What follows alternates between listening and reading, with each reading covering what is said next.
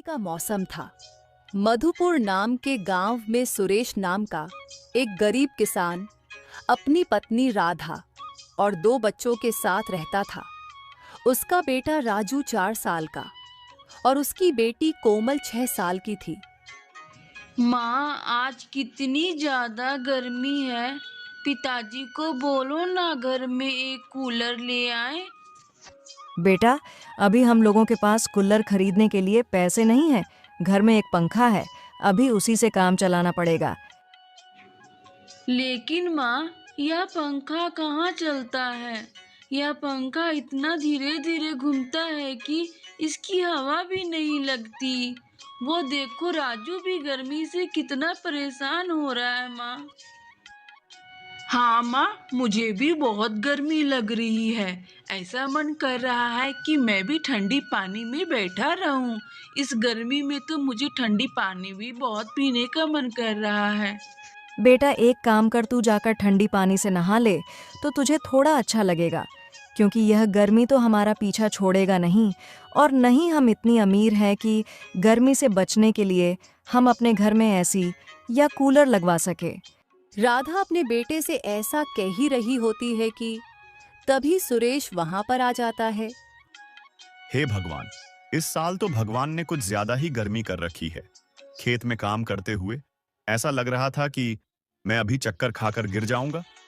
मुझसे तो और ज्यादा काम ही नहीं हुआ, इसलिए मैं घर आ गया। राधा, मेरे लिए कुछ ठंडा ठंडा पीने के लिए बना दे तो अच्छा लगेगा। राधा सबको नींबू पानी बनाकर देती है।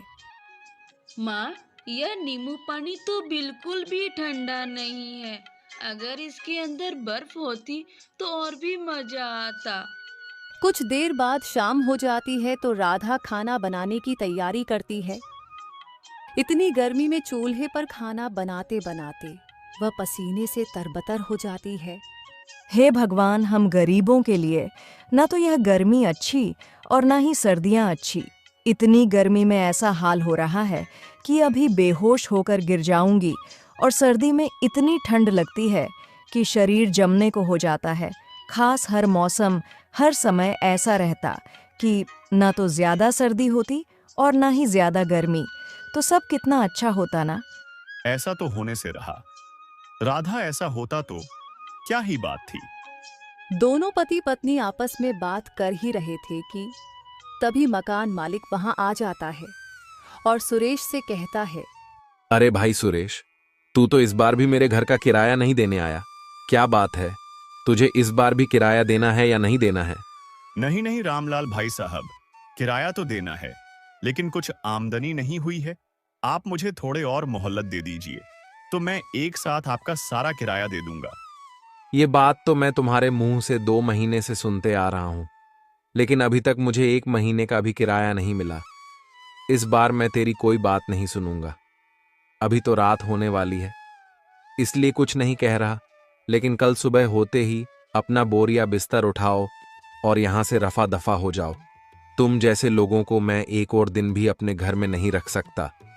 ऐसा मत कीजिए मालिक, मैं कह रहा हूं, मुझे कुछ समय दे दीजिए, मैं आपको सारे पैसे दे दूंगा। इतनी गर्मी में मैं अपने परिवार को लेकर कहां जाऊंगा। मेरे पास तो रहने का कोई और ठिकाना भी नहीं है। वह सब मैं कुछ नहीं जानता।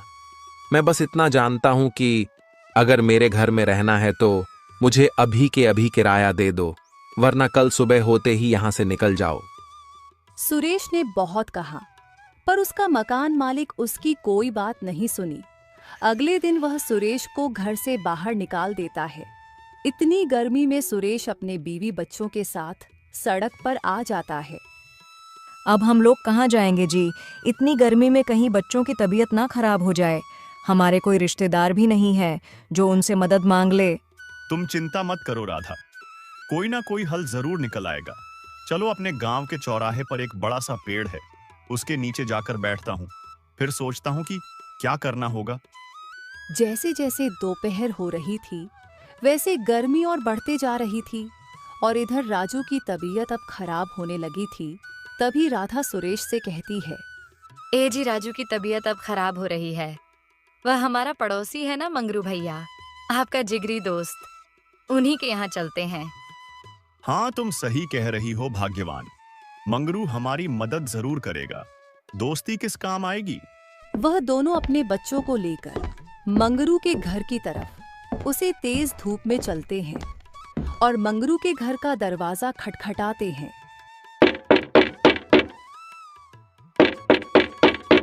अरे भाई, इतनी दोपहर भरी गर्मी में कौन दरवाजा बजा रहा है? अजी बैठे बैठे बातें बना रहे हो, जाकर देखो तब पता चलेगा ना। तुम ज्यादा मत बोलो, चुपचाप लस्सी बनाओ।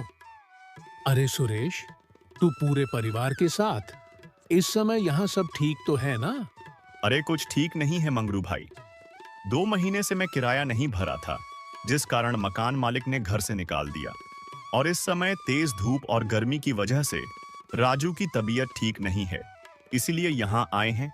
आज शाम तक हम तेरे घर में रुक सकते हैं। जैसे ही शाम ठंडी हो जाएगी हम तेरे घर से चले जाएंगे। देख भाई सुरेश, दोस्ती यारी अपनी जगह ठीक है, मैं तुझे रख भी लूं, पर तेरी भाभी कभी नहीं मानेगी। और वैसे पूरा परिवार एक साथ, माफ करना भाई, मैं नहीं रख सकता हूं। कैसी बात कर रहा है मंगरू? मैं भी हमेशा तेरे अच्छे बुरे वक्त में तेरा साथ दिया है, और आज जब मुझ पर मुसीबत आई है तो तू मुंह फेर रहा है। ऐसा मत कर भाई, सिर्फ दोपहर कट जाने की तो बात है। मेरा बेटा बीमार हो रहा है। सब समझता हूं सुरेश, पर मैं नहीं रख सकता। अभी तुम कोई और जगह तलाश कर लो। सुरेश कुछ और बोल पाता, उससे पहले ही मंगरू ने उसके मुंह पर दरवाजा बंद कर दिया। ये लो जी लस्सी पियो। कौन था जी दरवाजे पर? अरे भाग्यवान, वह सुरेश और उसका पूरा परिवार था। उसको मकान मालिक घर से निकाल दिया, इसीलिए यहाँ रुकने को आया था। मैंने बाहर का रास्ता दिखा दिया। अजी सुरेश तो आपका अच्छा दोस्त है ना, उन्होंने हमारी कितनी बार मदद करी है। आपने ये ठीक नहीं किया जी। अरे मैंने कोई धर्मशाला खोल रखी है क्या, जो हर किसी को रख लूं? और कैसा दोस्त, अब उसके पास ना घर रहा ना कुछ और, तो वह मेरे किस काम का। मैं दोस्ती तभी रखता हूँ जब तक सामने वाले से फायदा हो। भगवान से डरिए जी, वक्त बदलते देर नहीं लगती। कभी ऐसा ना हो ये आपके बड़े बोल आप पर ही भारी पड़ जाए। अरे भाग्यवान, ऐसा कुछ नहीं होता। यह लो लस्सी पियो, बड़े ही स्वादिष्ट बने हैं। उधर मंगरू गर्मी में लस्सी का मजा ले रहा था, तो वही सुरेश का परिवार तेज धूप में बीच सड़क पर पेड़ के नीचे बैठा था। ए जी, आप तो मेरा दोस्त कहकर जान लुटाते थे ना, और उसने तो हमें दोपहर तक रुकने नहीं दिया। अरे भाग्यवान, वही तो बात है ना। बुरे वक्त में ही पता चलता है कि कौन अपना है कौन पराया। लेकिन मंगरू से मुझे यह उम्मीद नहीं थी। पिताजी, मुझे बहुत जोर की प्यास लगी है, कहीं से पानी दिला दो ना। राधा, तुम बच्चों का ध्यान रखना, मैं पानी ढूंढ कर लाता हूँ। जी, पर आप इतनी कड़ाके की धूप में पानी किधर ढूंढोगे? मैं देखता हूँ। कड़ाके की धूप में रमेश पानी की तलाश करने लगता है, और इधर राधा दोनों बच्चों को लेकर पेड़ की छांव में बैठी रहती है। तभी 2 आदमी पेड़ की छांव में खड़े होकर आपस में बात कर रहे थे। अरे मोहन भाई, तुम्हारा दूध का व्यापार तो बड़ा ही अच्छा चल रहा है। तुम क्यों नहीं एक और गाय खरीद कर अपने दूध के व्यापार को बड़ा करते? अरे भाई, मैं दूध की व्यापार को बड़ा तो करना चाहता हूं, पर गाय की देखभाल के लिए मुझे आदमी की जरूरत है। तुम्हारी नजर में कोई आदमी है तो मुझे बताना। ये सब बातें बैठे बैठे राधा सुन रही थी। फिर वह बोलती है, भाई, मैं आपकी गाय की देखभाल करने के लिए तैयार हूँ। मुझे अपने घर पर गाय की देखभाल करने के लिए काम पर रख लो। मेरी आर्थिक स्थिति बहुत खराब है, मैं रोड पर आ गई हूँ।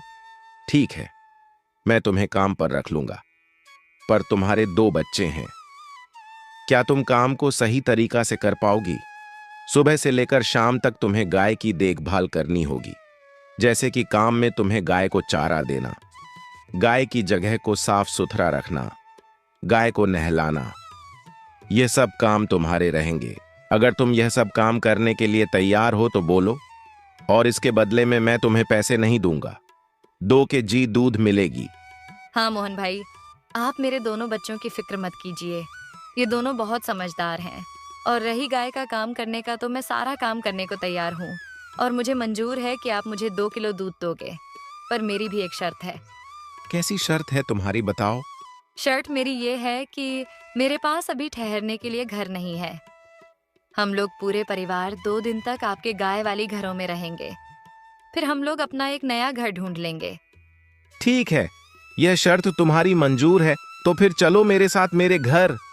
कुछ देर बाद सुरेश पानी का बोतल लेकर आ जाता है और सभी को पानी पीकर अपना प्यास बुझाते हैं। फिर मोहन के घर राधा का पूरा परिवार रहने के लिए चला जाता है। 2 दिन तक वह लोग मोहन के घर ही ठहरते हैं। फिर वह लोग को एक छोटा सा घर किराए पर मिल जाता है और इधर राधा मोहन के घर गाय की देखभाल करती और शाम को डेली दूध लेकर घर आ जाती।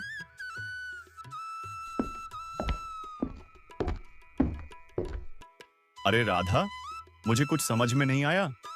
तुम मोहन से 2 kg दूध पर ही काम क्यों करने को तैयार हो गई? तुमने पैसा क्यों नहीं मांगा? यह 2 kg दूध से क्या तुम्हारा घर का खर्च चल जाएगा? और तुम्हें तो यह पता है कि हमारा खेतों का काम अच्छा नहीं हो रहा है। हाँ जी, आप सही कह रहे हो। 2 kg दूध से तो घर नहीं चलेगा। पर तुम देखो, मैं इस दूध से कैसे अपने घर के खर्चे निकालती हूँ। फिर राधा ने उस दूध को अच्छे से पकाया और उसमें जोरन डालकर दही जमाया। और सुबह होते ही मोहन के घर काम पर जाने से पहले वह गांव में अपना दही बेचने चली जाती है। दही ले लो, दही। ताज़ी मीठी खट्टी दही ले लो। इस गर्मी में जो दही के लस्सी बनाकर पियोगे, सच कहती हूँ, गर्मी का आनंद उठा पाओगे। दही ले लो, दही। एक बार जो मेरी दही खाओगे, बार बार दही मांगोगे। इस तरह से करके राधा पूरे गांव में दही बेचती है। गांव के लोग राधा की दही को पहले चक्कर देखते, फिर दही लेते।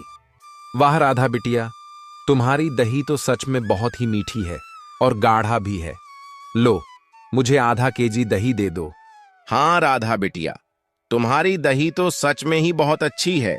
इस गांव में और भी दही बेचने आते हैं, पर तुम्हारी दही जैसी गाढ़ा नहीं रहती है। उसकी दही में पानी रहता है। इस तरह से करके राधा की सारी दही बिक जाती है। राधा बिटिया, मुझे भी 1 kg दही दे देना। माफ कर देना काकी, आज तो दही बिल्कुल भी नहीं बची है। कल मैं आपके लिए दही पक्का लेकर आऊंगी और सबसे पहले दही आपको ही दूंगी। राधा दही बेचकर घर आ जाती है।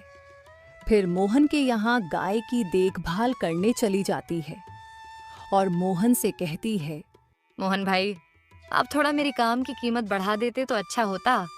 राधा, अभी तो सिर्फ तुम्हें काम किए हुए 1 महीना भी नहीं हुआ है और तुम अपने काम की कीमत बढ़ाने की बात करती हो। कुछ दिन और ठहर जाओ, फिर मैं तुम्हारा खुद ही दूध बढ़ा कर दूंगा। शाम हो जाती है। तभी राधा का पति सुरेश राधा से कहता है, क्या बात है राधा, तुम बहुत उदास लग रही हो।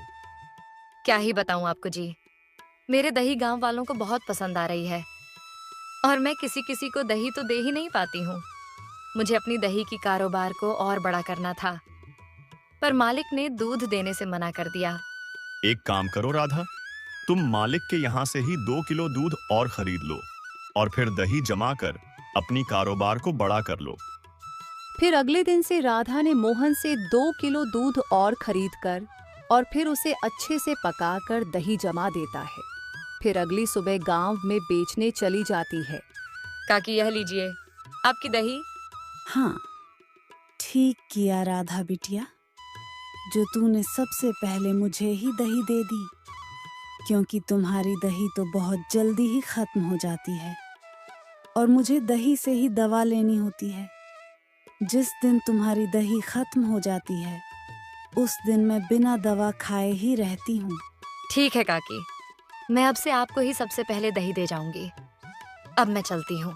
राधा की दही मीठी, ताज़ी और गाढ़ा होने के कारण गांव वालों को बहुत पसंद आता था। अब तो राधा की दही की चर्चा पूरे गांव में होने लगी और उसकी अच्छी कमाई भी होने लगी थी। तभी राधा दही बेचकर घर की ओर जा रही थी। रास्ते में ही राशन की दुकान पर उन्होंने राशन खरीदने को सोचा। जब वह राशन की दुकान पर उसकी नजर पड़ी तो वह देखी कि वहां दो लोग पहले से ही खड़े हैं और ठंडे पानी की मजा ले रहे हैं। चलो मैं भी चलती हूँ, उस राशन दुकान में राशन भी खरीद लूंगी और मुझे भी बहुत जोर की प्यास लगी है और ठंडे पानी भी पी लूंगी। राधा जैसे ही दुकान में पहुंचती है तभी वहां खड़े दो लोग राधा से कहते हैं, लगता है कि तुम तो दही का कारोबार करती हो, चल मुझे भी 1 केजी दही दे दो। भैया मेरी दही तो खत्म हो चुकी है। क्या कहा? दही खत्म हो चुकी है? इसका मतलब तेरी अच्छी कमाई हुई है। चल निकाल पैसे। भैया ये पैसे मैं तुम्हें कैसे दे दूं? मैं बड़ी मेहनत से इतनी कड़ी धूप में दही बेचती हूँ ताकि अपने घर का राशन ले सकूं। अच्छा तो इसका मतलब तू पैसे नहीं देगी? फिर वह दोनों राधा की पैसे की गेठरी छीन लेते हैं। फिर राधा चुपचाप वहां से चली जाती है। उसके घर पहुंचते ही सुरेश ने राधा से बोला, क्या बात है राधा, आज तुम्हें घर आने में लेट हो गई? मुझे बहुत जोर की प्यास लगी थी तो मैं दुकान पर पानी पीने लगी। और इधर जब मोहन को इस बात का पता चलता है कि राधा दही के नाम से प्रसिद्ध हो गई है और उसकी अच्छी कमाई होने लगी है, फिर उसके अंदर एक जलन की भावना प्रकट हो जाती है और वह मन ही मन सोचता है कि यह राधा तो बहुत चतुर निकली। मेरे ही दूध से यह अपना दही बेचने का कारोबार कर रही है और मेरे दूध से ज्यादा अब इसके दही की चर्चा पूरे गांव में हो रही है। ऐसे में तो मेरा दूध का व्यापार ठप हो जाएगा। मुझे ही कुछ करना होगा। एक दिन मोहन ने राधा के दूध में पानी डालकर राधा को दिया। जब राधा घर जाकर इसे अच्छे से पका रही थी तो उसे पता चल गया कि दूध में बहुत ज्यादा पानी की मात्रा है। फिर भी उसने अच्छे से पकाने की कोशिश की और जोरन डालकर दही जमाई, लेकिन पानी की मात्रा इतना ज्यादा था कि दही बिल्कुल अच्छी नहीं बनी। तभी राधा ने सोचा, आज मैं दही बेचने नहीं जाऊंगी। ऐसी दही लेकर गांव जाने से तो अच्छा है कि ना ही जाऊं तो ठीक रहेगा, क्योंकि इतनी पानी वाली दही मुझसे कोई नहीं खरीदेंगे। फिर बड़ी उदास मन से राधा घर पर लेट जाती है। तभी उसके दरवाजे पर एक साधु बाबा आते हैं और दरवाजा खटखटाते हैं। बेटा, मैं सुना हूँ कि तुम दही बेचने का कारोबार करती हो, तो मैं चौराहे पर आज तुम्हारा बहुत इंतजार किया, पर तुम दही लेकर नहीं आई, इसलिए मुझे तुम्हारे घर दही लेने आना पड़ा। वह क्या है ना कि मेरे घर पर आज पूजा है, तो उस पूजा में दही का होना बहुत जरूरी है। पर बाबा मेरे दही आज बिल्कुल अच्छे नहीं जमे हैं, इसलिए मैं दही लेकर गांव में नहीं गई, क्योंकि यह पानी वाला दही गांव वालों को पसंद नहीं आएगा। लाओ बेटा, मुझे दही दे दो, तुम्हारे जैसे भी दही है, मैं उसे ले जाऊंगा। फिर राधा ने बाबा को दही निकालकर दे देती है। बाबा जब राधा को पैसे देने लगते हैं तब राधा बोलती है, बाबा ये पैसे मैं नहीं लूंगी, क्योंकि ऐसे भी यह दही मेरी बर्बाद ही थी। आप इस दही को ऐसे ही रख लो। बेटी, अगर तुम पैसा नहीं लेना चाहती हो तो ठीक है, मत लो, मगर मेरे इन 4 घड़ों में से तुम कोई भी एक घड़ा ले लो। यह तुम्हारे कर्मों की घड़ा है। अगर तुम्हारे अच्छे कर्म होंगे तो इस घड़े में तुम्हें अच्छा फल मिलेगा। अगर तुम्हारे बुरे कर्म होंगे तो इस घड़े में तुम्हें बुरे कर्म का फल मिलेगा। मोहन एक पेड़ के पीछे खड़े होकर यह सब सुन रहा था। जब वह देखा कि बाबा ने घड़े दे रहे हैं तो वह भी दौड़े दौड़े आया और बाबा से बोला, बाबा क्या मैं भी इसमें से एक घड़ा ले सकता हूँ? हाँ बेटा, तुम भी इसमें से कोई एक घड़ा ले लो और अपने कर्म को आजमा लो। राधा और मोहन उसमें से एक एक घड़ा ले लेते हैं। फिर साधु बाबा वहां से गायब हो जाते हैं और वे लोग अपने अपने घर चले जाते हैं। जब राधा अपने घड़े को खोलती है तो उसमें से बहुत सारे सोने निकलते हैं और मोहन जब अपने घड़े को खोलता है तो उसमें से कंकड़ पत्थर निकलते हैं। ए जी देखो ना, हमारे घड़े में सोने के सिक्के निकले हैं। ये सब हमारे कर्मों का फल है। बाबा ने कहा था। अरे वाह राधा, तुम्हारे तो भाग ही चमक गए। अब तुम इन सोने के सिक्के से अपना दही का व्यापार बड़ा कर दो राधा। हाँ जी, आप बिल्कुल सही कह रहे हो। इन सोने के सिक्के से मैं अपने घर में एक गाय खरीद करके लाऊंगी। अब हमें दूसरों के घर से पानी वाला दूध लेने की जरूरत नहीं पड़ेगी और आपको भी इतनी कड़ी धूप में काम करने की कोई जरूरत नहीं है। अब आप भी मेरी मदद करना। अब राधा और सुरेश दोनों बाजार से गाय खरीदकर अपने घर ले आते हैं। राधा के घर पर गाय को खड़ा देखकर मोहन समझ जाता है कि इसके घड़े में से सोने के सिक्के निकले होंगे, तभी इसने गाय खरीदे हैं। राधा के घर गाय आने से मोहन को बहुत जलन की भावना प्रकट हो जाती है। मैं राधा को अपने से ऊपर नहीं होने दूंगा। मैंने ही इसे रहने के लिए घर दिया था और यह आज यहाँ तक पहुँच गई है। मुझे कुछ करना ही होगा। इधर राधा और सुरेश दोनों दूध को अच्छे से पकाते हैं और उसमें जोरन डालकर ढाक देते हैं। फिर वह लोग सोने चले जाते हैं और इधर मोहन रात होने का इंतजार करता है। सभी को जब सो जाते हैं तब मोहन चुपके से राधा का घर आता है और दही के मटके को चोरी करके ले जाता है। जब राधा सुबह उठती है तो देखती है कि उसके दही के घड़े घर से गायब है। ऐसा लगातार कुछ दिनों तक चलता है। मोहन हर रात राधा का घर आता और दही के मटके को उठाकर ले जाता। एक दिन राधा ने सोचा कि क्यों ना हम अपने दही में लाल कलर मिला दें। जो भी मेरा दही खाएगा वह पकड़ा जाएगा। फिर राधा ने अपने दही में लाल कलर मिलाकर जमाई। फिर सुबह होकर जब राधा गांव की तरफ जा रही थी तो राधा ने देखा कि मोहन के बच्चे के हाथ और जीभ लाल है। फिर राधा जाकर उनसे पूछती है, बेटा ये आपके हाथ और जीभ कैसे लाल है? मैं दही खाया था ना, मेरे घर में लाल रंग की दही बनी है। लाल रंग की दही मेरे घर में बहुत सारी है। अच्छा, तो इसका मतलब मोहन नहीं मेरी दही चुरा कर ले जाता था। फिर राधा ने यह सारी बात अपने पति को जाकर बताई। वे दोनों पति पत्नी मिलकर गांव के मुखिया के पास जाते हैं और मोहन के चोरी के बारे में बताते हैं। फिर मुखिया ने मोहन को बुलवाता है। वह देखता है कि मोहन के भी हाथ और मुंह भी लाल है। मुखिया जी, मैंने इनके दही चोरी नहीं की। मेरे ये हाथ और मुंह तो आइसक्रीम खाने से हुए हैं। मैं भला क्यों चोरी करूंगा इनका दही? अरे मोहन, मैं तो ऐसा कुछ तुमसे पूछा ही नहीं। तुमने तो खुद ही अपना चोरी कबूल कर लिए। अब तुम पकड़े ही गए हो तो ये बता ही दो कि तुमने राधा की दही क्यों चोरी कर रहे थे। मुखिया जी, मैंने राधा को अपने घर में रहने की जगह दी, काम दिया। फिर राधा ने मेरे काम को छोड़कर अपने कामों में लग गई और मुझसे ज्यादा ही तरक्की करने लगी। यही वजह है कि अपने से नीचे वाले इंसान को ऊपर बढ़ते देख नहीं पा रहा था। इसलिए मैं राधा की दही चोरी करने लगा ताकि राधा हमसे आगे ना बढ़ सके। मुझे माफ कर दीजिए मुखिया जी, मैं अब दोबारा ऐसा नहीं करूंगा। नहीं, मैं तो तुम्हें माफ नहीं करूंगा। यह माफी लायक काम नहीं है। तुमने किसी के घर में जाकर चोरी की और अपने अंदर जलन की भावना को प्रकट किया। इसकी सजा यह है कि तुम राधा के घर में गाय की देखभाल करोगे, तभी तुम्हें समझ में आएगी दूध दही की कीमत क्या होती है। फिर मोहन राधा के घर में गाय की देखभाल करने लगता है और राधा और सुरेश दोनों गांव में जाकर दही बेचते हैं और खुशी खुशी अपना जीवन व्यतीत करते हैं। दोस्तों, यह कहानी से यह सीख मिलती है कि दूसरों की तरक्की रोकने की कोशिश में हम खुद का ही नुकसान कर बैठते हैं।